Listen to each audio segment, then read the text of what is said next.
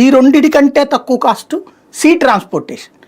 ఫ్యూచర్లో ఏం చేయబోతున్నామంటే ఇప్పుడు మనం ఇప్పటిదాకా ట్రాన్స్పోర్టేషను సీ ట్రాన్స్పోర్టేషన్ ఒక దేశం నుంచి ఇంకో దేశానికి ట్రాన్స్పోర్టేషన్కే వాడుతున్నాం.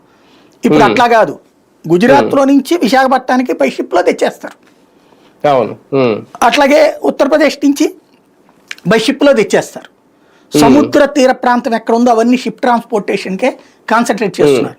దానికి అనుబంధంగా ఇంకొక కాన్సెప్ట్ ఏం తీసుకొస్తున్నారు, ఈ సముద్రానికి నదులకి అనుసంధానం అయ్యే కాలువలు ఉంటాయి కదా, ఆ కాలువల్లో ట్రాన్స్పోర్టేషన్ సిస్టమ్, తద్వారా కొత్త ఉపాధి అవకాశాలు.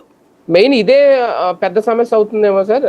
చాలా కాలంగా ఈ నదుల అనుసంధానం అనే విషయంలో ఏ ప్రభుత్వం చెప్తుంది కానీ అది జరగట్లేదు.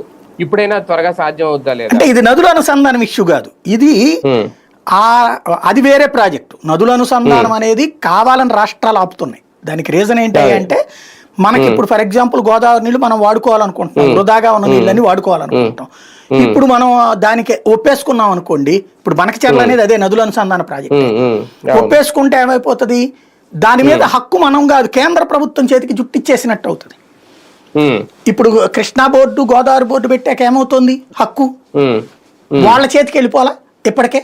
అప్పటికే ఇంకా మనం వాళ్ళు గట్టిగా పెత్తనం చేయట్లేదు కాబట్టి నడుస్తోంది. కావేరీ జలాలు ఇవన్నీ కేంద్ర పెత్తనం మీదనే నడుస్తాయి కదా, రూల్ అంటారు. అప్పుడు మిగిలిన నీళ్ళు ఎక్కడికి వాడాలో అక్కడికే అంటారు. మనకి ఇక్కడ అత్యవసరంగా కావాలంటే ఇప్పుడు